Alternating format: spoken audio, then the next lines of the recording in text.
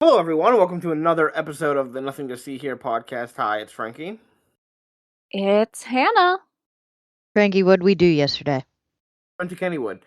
But We I'm going to did. say this. I'm going to say this. We'll talk about the Kennywood experience. We did Bites and Pints, but I don't want to talk about the rankings yet because I don't want to have. You got to have definitive rankings, and we don't have definitive rankings yet. I think we can talk about the best bites We though. don't have definitive best bites yet. We don't. We got to wait. I think we can talk about the best bites that we had I yesterday. don't want to come out here and say, "Oh, this is the best bite," and then I come in here next time and I'm like, "Well, I'm a fool. I'm Bobo the fool now." Well, that's what we did last year, and you weren't a fool. We just put it in, that we I hadn't looked like experienced it all yet. Bobo the fool. I'm gonna talk about it, so fuck you. Okay. So we went to Kennywood. Kennywood had their Bites and Pints. We honestly went on a really good day. It was raining and like kind of chilly in the morning. So not a lot of people came, but it wasn't like heavy rain. It was a nice light rain. I will say though, riding the fucking Jackrabbit while it's raining hurts. Any coaster or any ride that goes fast while it's raining hurts. I rode the Phantom before when it was raining, and that hurt as well. Yeah, no, that Jackrabbit really hurt. We also rode the Steel Curtain. I rode it for the first time. Frankie rode it for the second time. Yeah, second time. It was pretty good. Will say, good safety rating. They have a seatbelt and they have a lap bar thing. The Phantom also added seatbelts. They weren't there before. Belts. Were they not? Maybe they were, but they feel more secure if they were there before. I don't think they were there. We were there last year. I don't remember the seatbelts. I just remember the bar thing. Maybe I don't remember. So anyway, the bites that we had, the countries that we went to. Well, what are all the countries this year? All right, hold on. Give me a fucking list. I don't fucking know. Do some research. All right. Cuba, France, Germany, Greece, Italy, South Korea, Poland, Mexico. Something I will complain about, and that's fine. But I'm gonna complain about it anyway. Doesn't open until 1. I made sure to not eat the entire morning.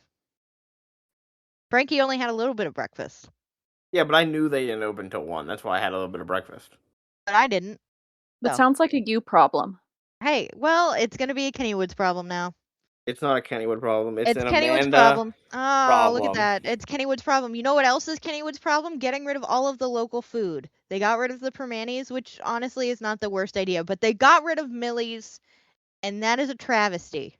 Millie's is really good. What are you doing? First place that we went to eat was Poland. Poland ranked pretty high last year. I think it was the top 3 last year, if I'm not incorrect. Poland had the pierogies, naleśniki, which is just the Polish pancake, and halushki. The halushki had white barbecue sauce on it, which was amazing. Poland was great. All 3 of those, pretty bomb. Frankie doesn't even like halushki. He liked it. Nobody's talking to me. That's okay. I'll keep talking. I've already said I'm not gonna comment about the food. All right. Again, I wasn't there. I can't comment on things I wasn't involved in. Well, at least give me like a hum or something so I know that people are listening to me. Don't give a hum because I delete the hums and I don't want to have to do more editing than I have to. I delete most of the hums. Next up was France. France. They had a beef filet croûte, which was fucking amazing. That is beef tenderloin, mushroom doux, a puff pastry, and béarnaise, which I think is just a kind of like a subset of hollandaise. They had a croque monsieur, ham, gruyere, bechamel sauce. Oh, bechamel sauce. And then a profiterole, which is just a page 3 with cream, berries, and chocolate sauce. France was dope. France kind of kicked ass a little bit yesterday. Next up was South Korea. Look, South Korea really hit big 2 years ago. They went How's it downhill. been going downhill ever since? They went downhill last year. They brought it back up a little bit. I'm not going to say that they're number one. There's no way they're going to be number one. I can already say that for certain. One of the countries that we've eaten at has already surpassed them. But they've brought it up. Can Frankie, can you at least say that they've brought up their game a little bit? They were better than last year. Better than last year. So they had bao again, but this time instead of chicken, they had pork belly. Much better choice. Japchae glass noodles with bulgogi beef. Those noodles fucking bomb. And the yaki mandu, which is just pork dumplings. I did have their alcohol. I haven't talked about the alcohol. I'm the only one who can talk about that. Yeah, South Korea, I tried their Sumo Splash by Cigar City.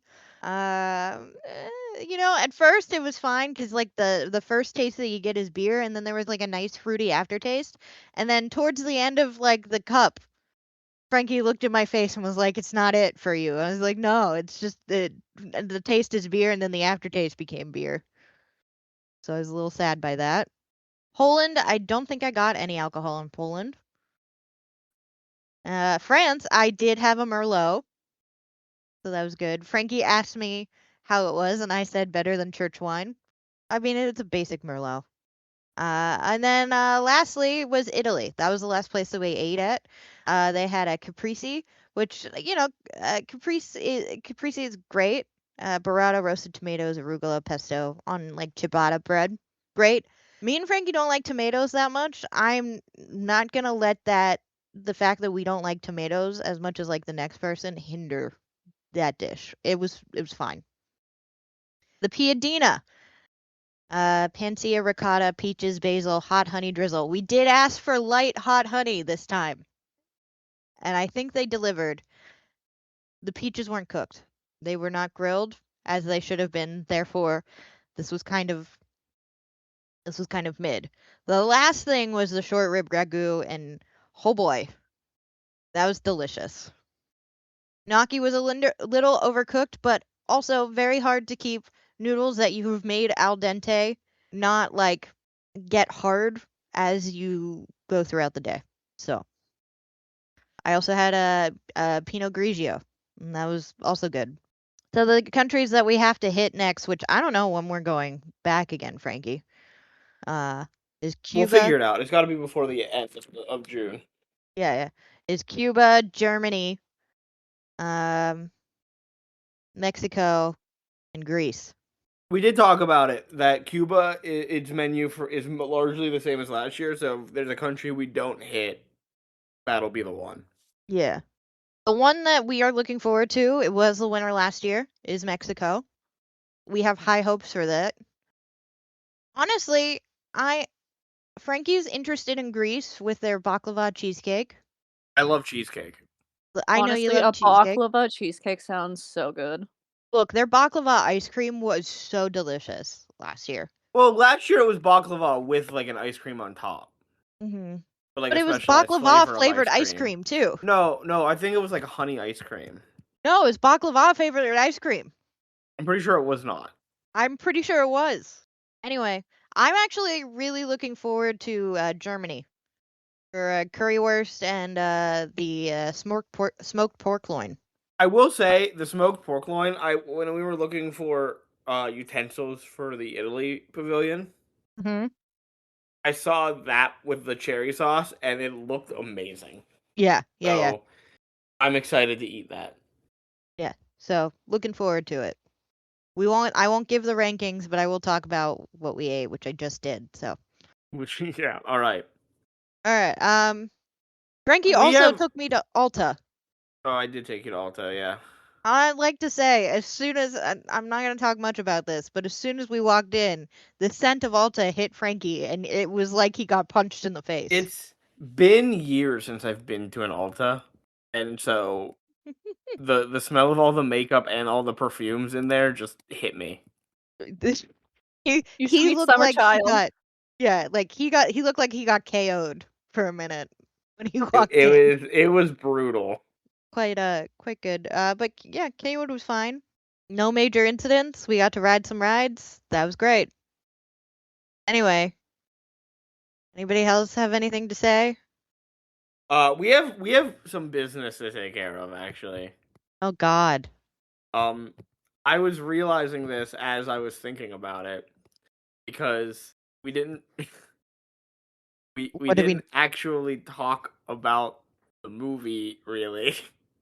What movie? We only talked about the murder. Oh, So we didn't rank anything. We didn't rank the African lion. We didn't. We did not rank the African lion. I just added the updated list to Discord. I'm looking. Okay. So, Amanda, if you'd like to just like throw it somewhere. Did you guys like did you like the Vanishing Prairie? No, because the Vanishing Prairie wasn't that good because they didn't really like stay on the buffalo very much. We'll put it above the Vanishing Prairie. Okay, the African lion is number 23 now. Yeah. Does that sound good for everybody? Fine. Yeah. I realized as I was like I got a new laptop recently, and as I was transferring the lists over to the new laptop, I was like, I don't see the African lion on here. And I went back and listened just like to the raw episode at the end. I was like, no, we didn't talk about any ranking for it. It was too depressed about the murder. Yeah, so there we go. We had some clerical work to take care of there. Let's talk about another movie tonight. We have Chill Out Scooby-Doo. I don't want to say that I'm Scooby-Dooed out, because I'm not. But these movies are really fucking obvious. The issue is they haven't decided to have fun yet. Yeah. Because we have some real fun ones, like they might not be good, but they're at least like the Kiss one. Mm-hmm. And when they go to outer space, and I assume maybe next week will be fun because Tim Curry's in it. But this one this was my first time watching it. I've never watched Chill Out Scooby-Doo. Really? Yeah. And I figured it out like immediately. So as soon as here's the thing, I hate to be this person. As soon as they were just like, I forget what her fucking name is. But she's missing, and I don't see her footprint. Her name is that was as soon as they said that, I was like, oh, it's her. It's Minga. Yeah, I was like, By the okay, so we'll get to that when I talk about the characters. It was just soon. There's not like the other direct-to-DVD, direct-to-video movies. There's not a lot of facts about them out there. This is Chill Out Scooby-Doo from September 4th, 2007. This movie was dedicated to Iwao Takamoto, who died on January 8th of 2007, who was one of the original designers of Scooby-Doo. And this is also the final Scooby-Doo movie that Joseph Barbera worked on before his death on December 18th of 2006. This one was directed by Joe Sichta, and written by Joe Sichta and Adam Scheinman. Our voice cast is, as always, as usual, Frank Welker as Scooby-Doo and Fred, Casey Kasem as Shaggy, Mindy Cohen as Velma, and Grey DeLisle as Daphne. Joining, I'll say this one out. We have Jeff Bennett back again as Del Chillman, a returning character. Johnny Bravo. Yeah, returning character from the Loch Ness Monster Scooby-Doo. Joining us this time, we have James Tsai as Pemba Sherpa, the voice actor for Jackie Chan in the Jackie Chan Adventures show. Adventures. And he is also the voice actor for the Cabbage Merchant in Avatar. Of course, yeah. Have to include that. We have Rene Amarhonas, I don't speak French, as Alphonse Lafleur. He is Chef Louis from Chef Louis in Little Mermaid. Yeah, also a Tony Award-winning actor who played Sebastian Bay in the musical Coco. That's what he won the Tony for. So, shout out to him. After that, this movie has a fucking all-star cast, by the way. Yeah. After Renee, Alfred Molina as Dr. Professor Jeffries. Dr. Octopus is here. Yeah. How did they get such amazing voice actors for like one of the most mid films of the Scooby-Doo franchise? Everyone, I think we've talked about, like, we've come to realize just everyone wants to do Scooby-Doo. Mm-hmm. I know, but like I feel like their performances are wasted in this film. They are. No, we still haven't talked about my favorite. But also, I think this will always continue because every generation of actor is going to grow up with a new Scooby-Doo. Yeah. Let's talk about the next man already. Well, he's last on the list. Next is Kim, my guest, as Minga Sherpa. She's a prolific voice actor. She's done a ton of stuff. Nothing too high profile that I saw. She's probably best known for her voice acting of Mei Ling in the Metal Gear franchise. And then the one Amanda wants to talk about, James Hong as the High Llama, another very prolific actor. As a voice actor, he is known as Chifu in Mulan and Mr. Ping in the Kung Fu Panda movies. I fucking love this man. Let's talk about the characters for a second here. Yeah. Characters in particular. Pemba Sherpa and Minga Sherpa. So, before we've given the Scooby-Doo writers a lot of shit for not knowing what monsters are. Yeah. This movie, they got the monster right. The Yeti is a Yeti. Yeah. Sherpa is not a last name. It's a job. It's not... No one is named Sherpa. I'm sure there is somebody who has the last name Probably Sherpa. In the world somewhere, yeah. But, like, for the region they're discussing, the Sherpas are a group of people that guide people up the mountain. They're not actually named Sherpa. Yeah, I'm aware. So this movie has a 6.5 out of 10 on IMDb. There was one good, fun review for the best one. So 10 out of 10. This is from Bob2 Network. He left this in November of 2020. Bob2 Network has left 6 reviews, by the way. Mm-hmm. Are they all Scooby-Doo? There's 2 Scooby-Doo, actually. This and Scooby-Doo in Where's My Mummy. Oh, no. He's also left reviews for Son of Kong, the Lego DC Supervillains video game, Spider-Woman, and Groundhog Dave 2, a movie I've never heard of. But the title of his review makes me want to see it. I know we're not talking about the movie, but the title of his review is A Movie That Exists Outside of Decency. Oof. No, I'm scared. I'm intrigued now. I'm Frankie, I'm with you. I'm intrigued. But his review for this movie, for Chill Out Scooby-Doo. This movie is amazing. I enjoyed it so much. This movie is the foundation of my very being. Without it, I would probably crumble into inexistence. Once again, Scooby-Doo makes perfection. Down. Right. Is he sure he was supposed to leave this on Chill Out Scooby-Doo? I don't know. I'm not sure. Just calm down, my guy. We have 2 modern reviews I brought over from this year from Letterboxd. We have a good 5 out of 5 and then a half-star review. The 5 out of 5 is by Quimblesore. This was left April 17th of this year.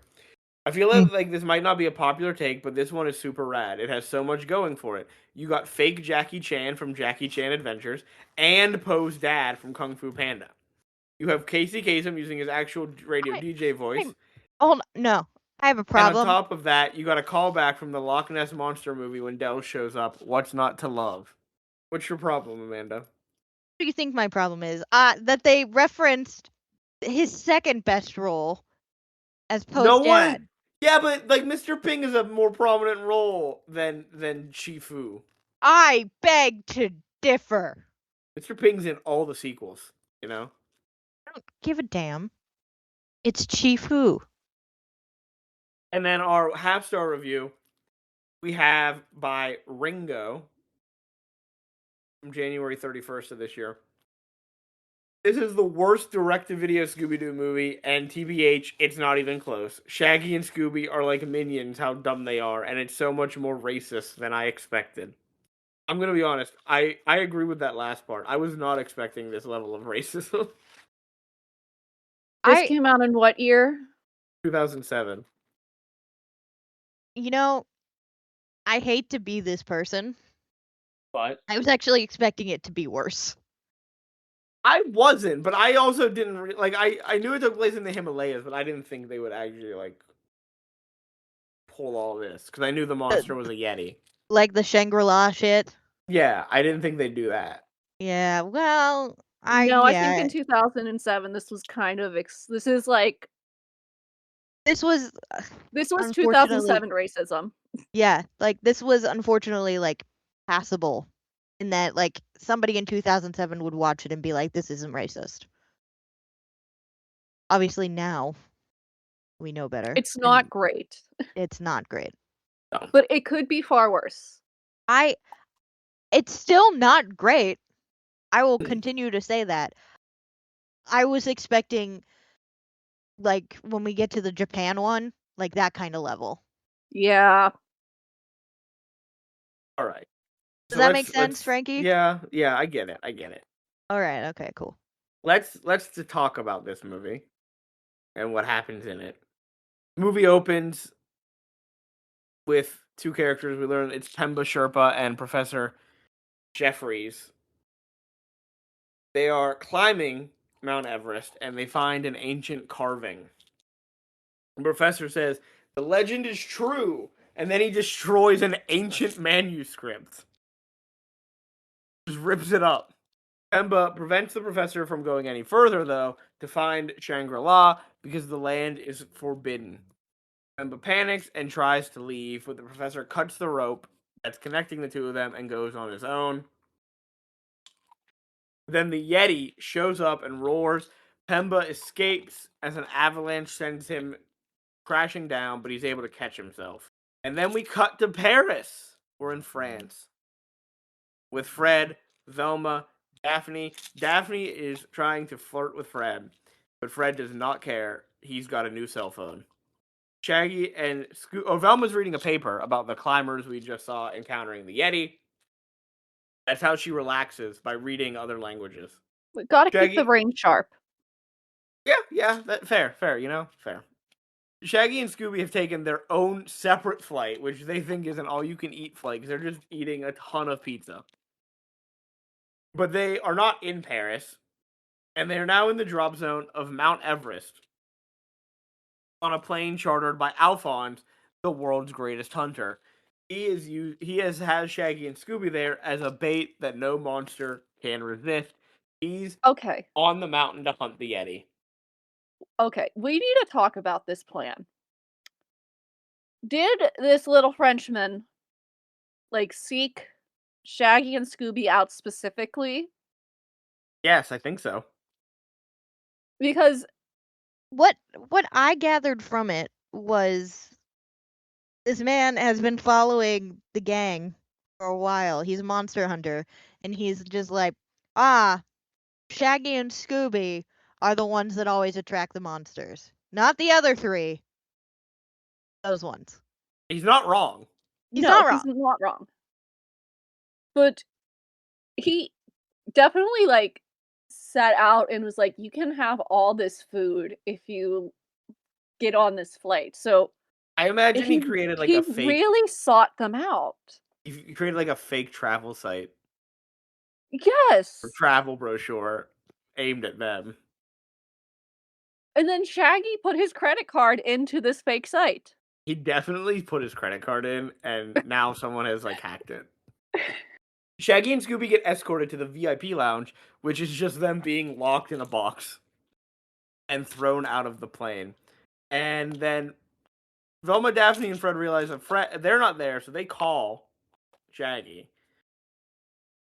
But the phone gets disconnected. And then Fred, now I know why Fred is in love with this phone. Because Fred somehow is able to track another person's phone using his cell phone. What government spy gear is this phone? This flip phone. This man went to he got mistaken for a CIA operative. You know what? Wild. A himbo is the perfect cover, though. That's true. We have some himbo. We have a big himbo moment from him I know coming we keep up. saying Mystery Incorporated is like peak Himbo Fred, but this one's giving Himbo Fred a run for his money. Oh, from the live action Monsters Unleashed. No. The Fred, show. this, The show. I was so yeah, confused. Yeah, the show is called. Yeah, yeah, I forgot. That's yeah. what it's called. Sorry, upcoming. I think next TV show we It is the watch. next TV show, I think. Yeah. That is peak Himbo Fred, but chill out, Scooby Doo. Himbo Fred is giving 2010 Himbo Fred a run for his money. So they realize that Shaggy and Scooby are in the Himalayas, so they're going to rush off to rescue them. Daphne is pissed that her vacation has been interrupted. Shaggy and Scooby in the box, they crash down. The box is like hanging off of the side of the mountain. It crashes down, it breaks, and now they're sliding down the mountain. We then see a village where Professor Jeffries is apologizing for what he did to Pemba. Pemba says, "Don't worry, it's my fault. I shouldn't have even taken you there." And then the professor says, "But the city of Shangri-La is waiting for me. Us. It's waiting for us." And that the Yeti is definitely there to guard the city. And then Minga shows up. Minga is Pemba's little sister. And we learn that all of the people of the village are leaving because of the Yeti. But Minga's not leaving because she don't give a fuck. You know? She does not care. Our unbothered Yeti. Queen. Shaggy and Scooby then crash into the village and into the monastery. And the High Llama, not impressed, because the monastery closed. And then he just kind of glides off and then offers tea to Shaggy and Scooby in the most creepy way possible. He gives them yak butter tea, which is gross. Who puts butter into tea? Isn't that a thing? Is it a thing, yak butter tea? Or Well, just putting butter in tea? Not necessarily yak butter, but like butter in general. I know butter, like people put butter in... Oh, I just looked it up. It is a centuries-old Tibetan tradition. That's gross. And it is made from yak butter. I would hope so if it's called yak butter tea. Oh, it's real. It sounds gross. I was talking and I was like, man, why aren't you guys hearing me? I muted myself. I forgot about that. I've actually had this. Yeah? Is it gross? Shaggy and Scooby are assholes. It's delicious. Is it? I think it's good. I just don't want to drink butter. It's melted butter. I don't want to drink melted butter. It's not that much. Listen, I'm not a tea drinker, like just in general. I prefer my coffee.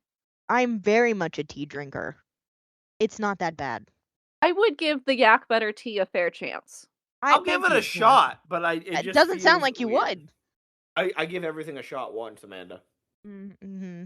Okay, next time my dad makes some weird goat tacos, I'm inviting you. Yeah, you try the odd dad next time. I'll try it. As long as there's nothing I know I don't like in it, I'll try it. My dad will be pleased.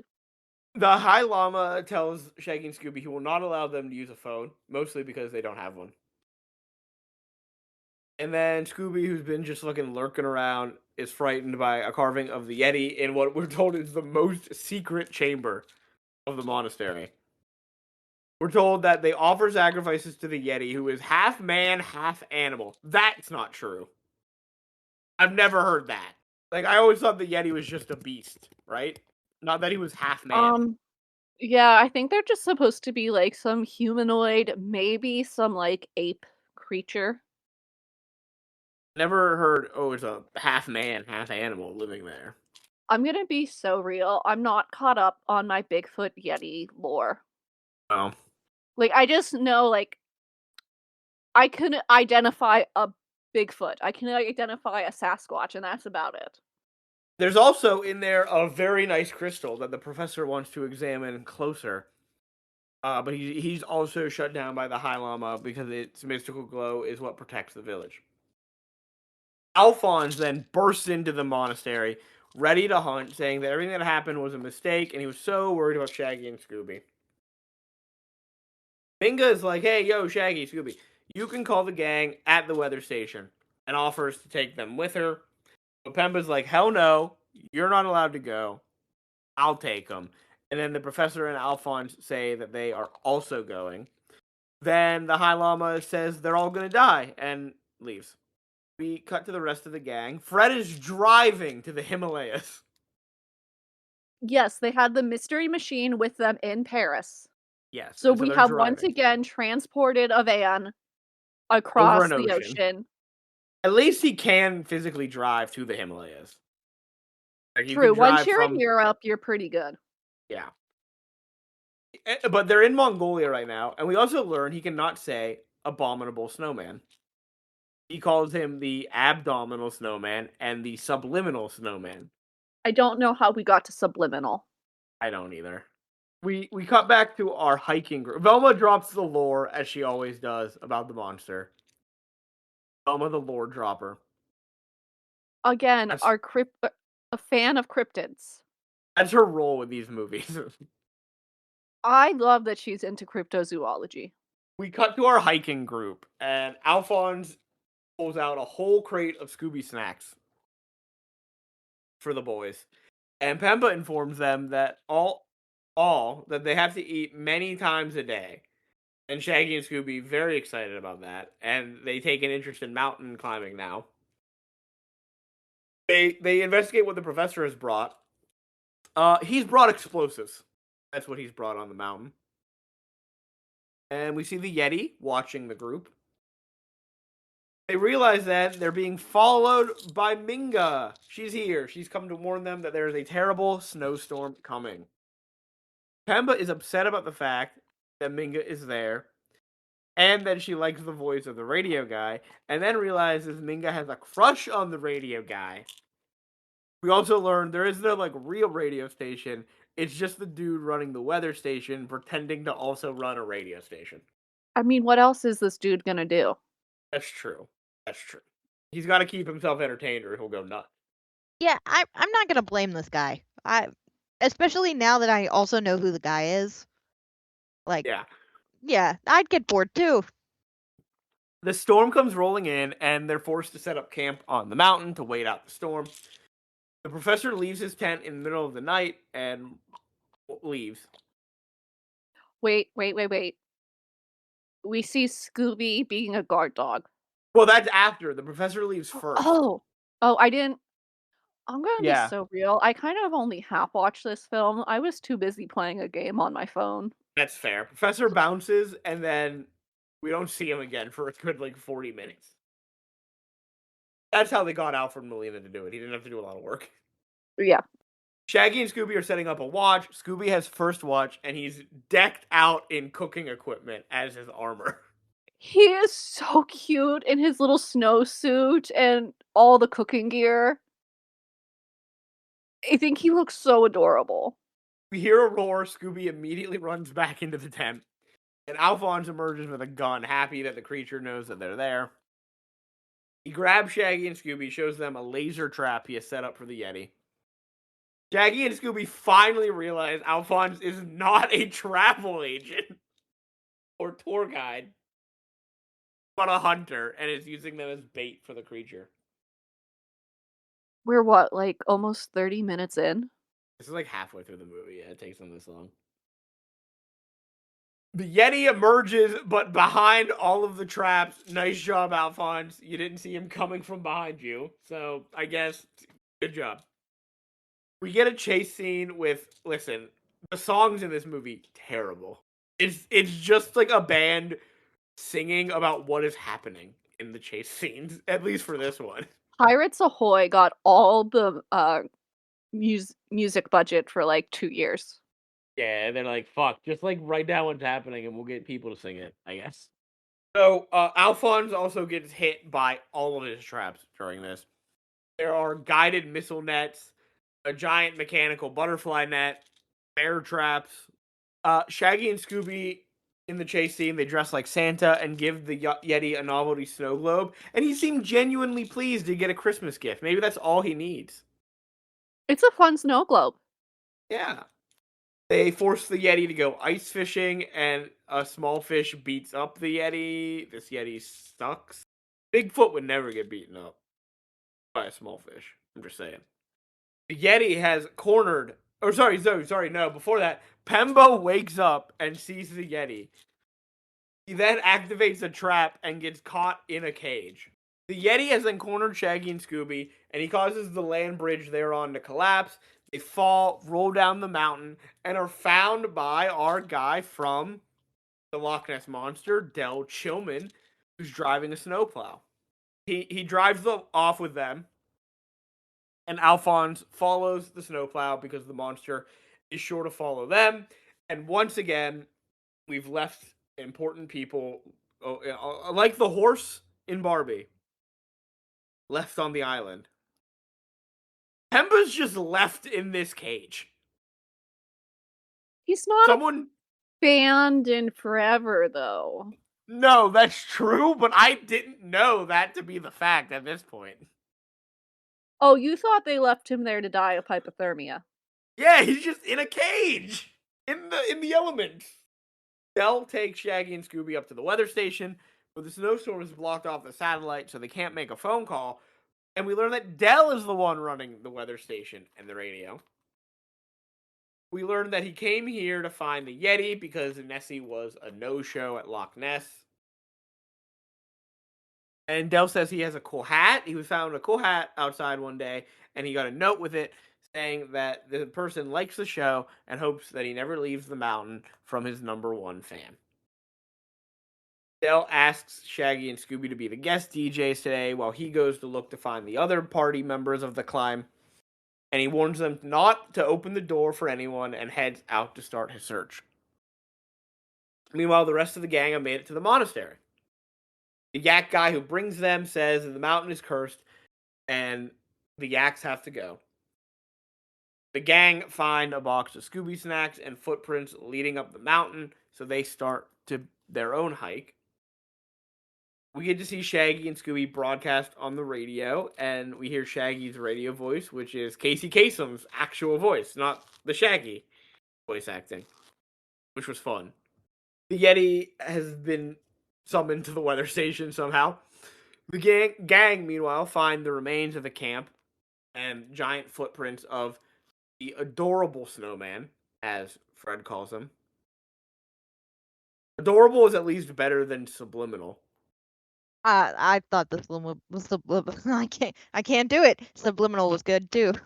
Velma says that the footprints are strange because they're large, but they sink into the snow less than Daphne.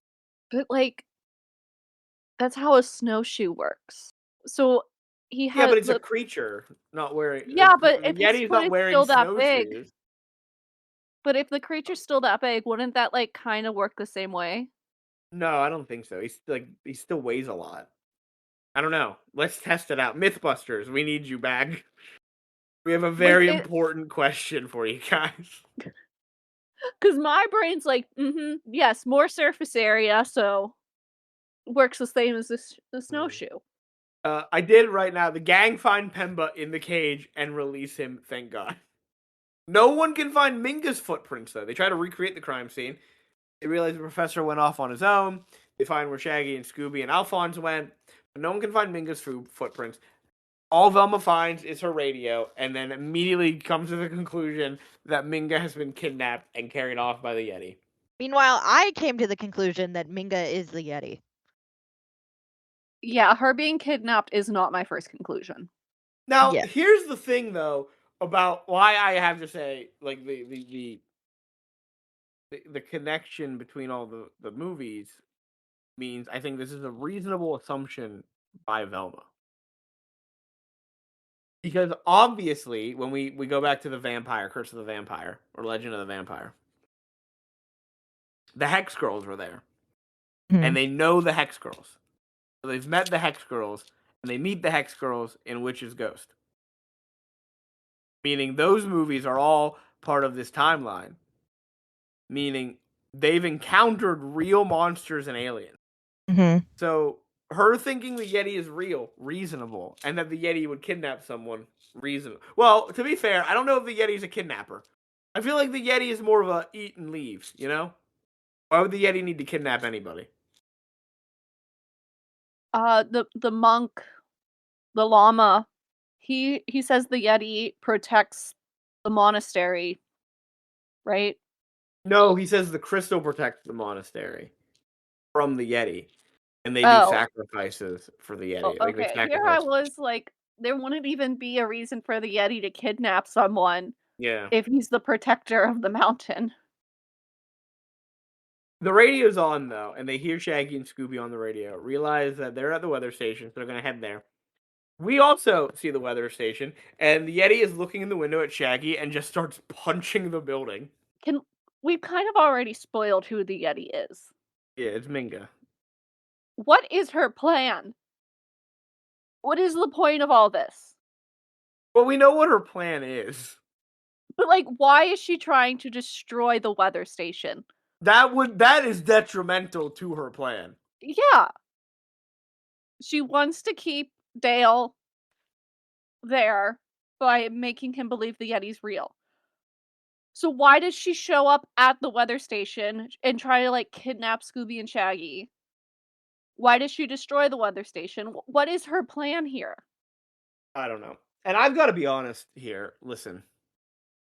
I wasn't always, if I like somebody, I wasn't always the best at expressing my emotions and feelings, you know? It's scary out there. There's got to be a better way than pretending to be a Yeti. There's got to be a better way, Minga. Yeah.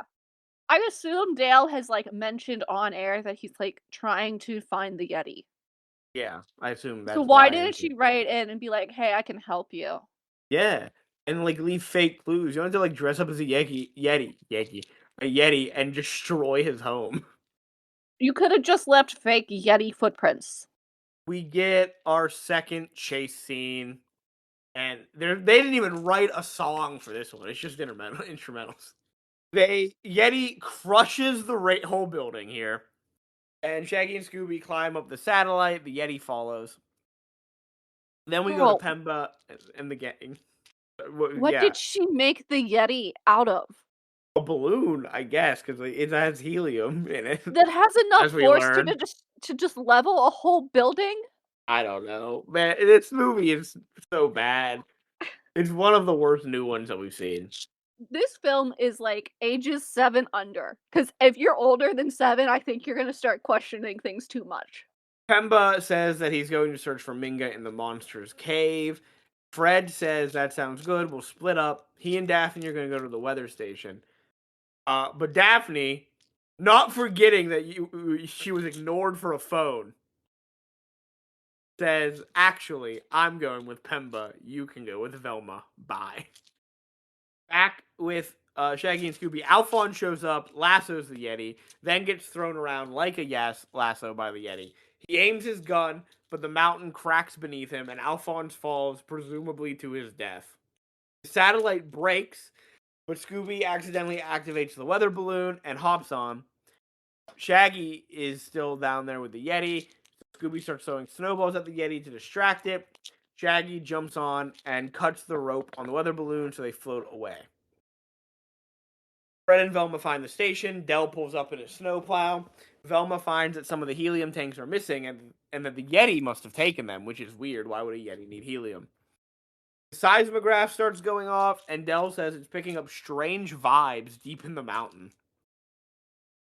We then cut to Pemba and Daphne in a cave looking for Minga, and Daphne stubs her toe on an empty helium tank.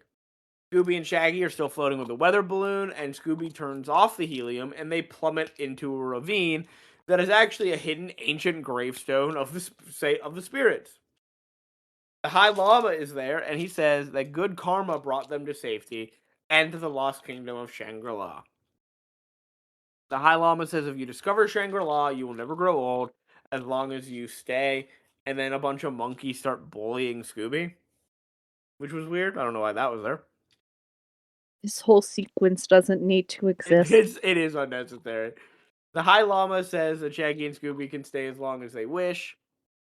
We're back on the mountain. Del, Fred, and Velma reach the spot where all the seismic activity is occurring. They reach a ravine and start climbing down. Back in Shangri-La, Shaggy and Scooby are looking for where to brush their teeth. They start mocking the paintings of their spirits. That seems culturally insensitive. Yeah. Hey, we're just going to go to this ancient religious temple and mock all your beliefs. Yeah. Yeah, that was rough. They see the Yeti. They see, yeah, it's real. They see the Yeti, and Shaggy thinks it's a spirit, and Shaggy is blasting the Yeti. Fucking mean. It turns out it's the real Yeti. So the Yeti chases them. They hide in a minecart in an elevator, and Scooby sends them down into a mine. Elmo, Fred, and Del find them.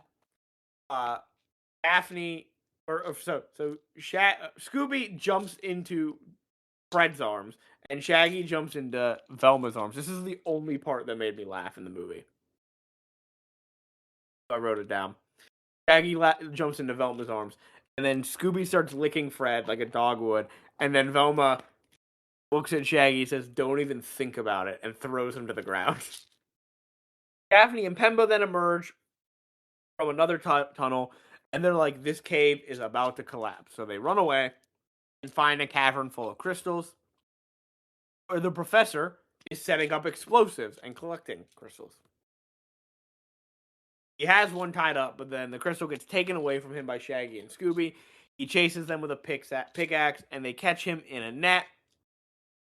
And they're like, "We got you. You're the Yeti. You're doing this so you could steal crystals." He's like, "I'm not the Yeti." And Shaggy's like, "Hold up, guys. He's not the Yeti. The Yeti's up there." And we get our third chase sequence. And everyone's like running around in the caves. Shaggy and Scooby are everyone is in minecarts, and the gang plus Del and minus Shaggy and Scooby are thrown out of the mountain. Shaggy and Scooby are still in there, but Fred has a plan. We don't learn what the plan is yet. The professor is still there with the crystal. Yeti fucking grabs him and yeets them both out of the mountain. Scooby and Shaggy can't see, so Scooby lights a stick of dynamite. It goes off, causing another avalanche, and they snowboard away from it as the professor and the Yeti are riding the crystal down. So we see what Fred's trap is, and his trap involved covering an entire village in snow. So when all of the people come back, their homes are destroyed now. Thanks, Fred. I mean, we did say he is a bit of a himbo. Yeah, but like that seems like he should know that. But the plan is like they've built slopes out of the snow so that the professor and the Yeti will hit the slopes and fall into a net. Too bad for him, Shaggy and Scooby arrive first and trap themselves. The professor then cuts the Yeti away, but the weight falling off causes him to roll himself into the net. High Llama, very impressed. But the avalanche is going towards the snowplow that has Del and Velma in it. The Yeti jumps on the snowplow, takes Del and Velma to safety, and floats away from the avalanche. And it turns out the Yeti is Minga. It's Minga, everybody. She wasn't kidnapped. It was her all along. Minga, why did Minga become the Yeti? She did this because she learned Del was going to leave the mountain. And she just wanted to convince him to stick around. Del is impressed by this and thinks it's very romantic. We learned that the professor, he was not in on this, because why would he be? He just kind of took advantage of the fact that she was doing this to cover his tracks for taking the crystals. Alphonse comes back to tell us that he's alive. He didn't die by falling off the mountain. That the Yeti is real because it rescued him. Daphne convinces Minga and Del, hey, if you think this is romantic, let's go to a real city of romance. We're back in Paris. Daphne gets her vacation. Although, we don't, because Fred is missing this time. He got on the wrong plane. And this one is just, I think, simply he did get on the wrong plane. He wasn't fooled by anybody. He's just an idiot. He got on the wrong plane. And he is in the Amazon rainforest. And Del and Minga join them as they jump in the Mystery Machine and go to rescue Fred. Which means they have to take the Mystery Machine back across the ocean again. Because you cannot drive South America from Europe. And poor Daphne, you know? Poor Daphne. Who will not get this vacation that she wants in Paris. And that is the end of chill out Scooby-Doo. Thankfully, the end. Thank God. Thank God. Not a good one. Creepy to be a monster for your crush. Listen, guys, if you have a crush on someone, just build a Yeti suit. Steal some helium. Steal helium, build a Yeti suit, become the Yeti, and then destroy their home. To be fair, it did seem like it was accidental in that she bumped into the home. Yeah, where the main thing got destroyed. But yeah, not great. She didn't have to attack Shaggy and Scooby at all, though. She was mad that they were hosting instead of him. But what did they ever do to her? They took over his radio show. Maybe she thought they're taking over now and he's gonna leave. I don't know. It's bad. It's rough. It's very rough. Let's rank this one. It's gotta be near the bottom, right? Yeah. Yeah. Do we think it is worse than Legend of the Vampire? Yeah, I do. I do. Yeah. Well. Do we think it's worse than Monster of Mexico? Ooh. No. I agree with you, Amanda. I think it's right above Monster of Mexico. Yeah, thank you. They're kind of tied for me. Okay, that's fair. I think then we got to put it above Monster of Mexico because Amanda and I both agree. But yeah, I will concede that. It's rough. That is a rough movie. It's not good, guys. This is the first new Scooby-Doo movie I think I've seen since we started doing this. I've seen all the other ones. Next week will also be new. Next month. I haven't seen that one either. But it's got a low ranking in my movie list. What are you up to movie-wise, and where did Chill Out Scooby-Doo rank? It is 16 out of 28. I mean, that doesn't seem low, but I've seen some real shit this year, to be fair. But yeah, Hannah, it's in the bottom half. Hannah, what are we talking about? Wait! Stop! Next month, we gotta give the preview in case they want to know. Next month is Amanda. Oh no. Taking us through Scooby-Doo and the Goblin King. Oh no, no. Okay, we're good. With the return of Tim Curry. Tim freaking Curry. Oh, it's gonna be so nice to hear him. Is that Tim Curry? Yes, it is. Yeah.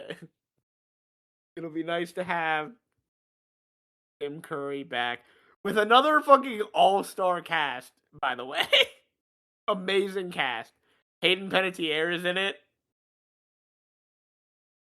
Jay Leno, who famously fell down a hill in Greensburg. Always remind me of that. I do find that hilarious. I'm sorry, Jay Leno, about your misfortune, but it's kind of funny. I'm sorry you got beat up by the mob and then by the ground. I fell down the hill. I found out, yeah. No one believed you fell down the hill, and then they showed pictures of the hill, and everyone's like, "Yeah, what actually happened?" Yeah. Okay. Well, Hannah or Amanda brought it up already, but Hannah, what are we doing next week? Next week, we're gonna hang out in Cryptid Corner. We are not talking about the Yeti. We're gonna stay here in America. We're gonna head back to West Virginia, actually. Oh no. I don't know. Do you guys want me to keep it a surprise? No, I want to know who it is. Yeah, I want to know. Well, Cryptid Corner might get a little extraterrestrial, as we're going to talk about the Flatwoods Monster. Oh. A Flatwoods Monster? I've never heard of the Flatwoods Monster. Oh, they're going all alien. Oh. You don't like aliens? I don't think they're real. You know what? Aliens do exist, but they're the very boring kind of alien that's just bacteria. Well, I don't know what the Flatwoods Monster is, so I'm excited. Okay. Well, I will tell you all about the Flatwoods Monster next week. I'm excited. I'm pumped for the Flatwoods Monster. So we'll wrap this up, take care of business, and we will go. As of recording, we're on YouTube and Spotify. If you're listening to us on YouTube, remember to like, comment, subscribe, hit that bell for notifications so you know when each episode is uploaded. If you're listening to us on Spotify, remember to follow the show, leave a rating and a review. No matter where you're listening, remember to share this with someone who you think might enjoy what we are doing over here with the myriad of topics that we discuss. There's got to be something for somebody. If you would like to send us an email where you can ask us a question, you can give us episode topic ideas, you can just give us some general commentary about the show, you can send us an email over to Nothing to see here podcast at gmail.com. As always, here is spelled Hear. If you would like to see some great artwork done by Amanda, some memes created by Hannah, and images of the things we discuss in the episodes, you can find all of this and more over on our Instagram page, which is Nothing to see here pod. And that is all of our business taken care of. So saying goodbye and good night. It's Frankie. Hannah. Ooh, I'm gonna. I think I'm actually gonna make myself some tea. Not with like any yak butter or anything, but like some tea sounds good Yeah, right you don't now. have any yak butter on hand? I don't. Yeah, I don't make Damn. that very Damn, often. what a shame. Yep. All right, well, goodbye, everybody. Bye, guys. Bye.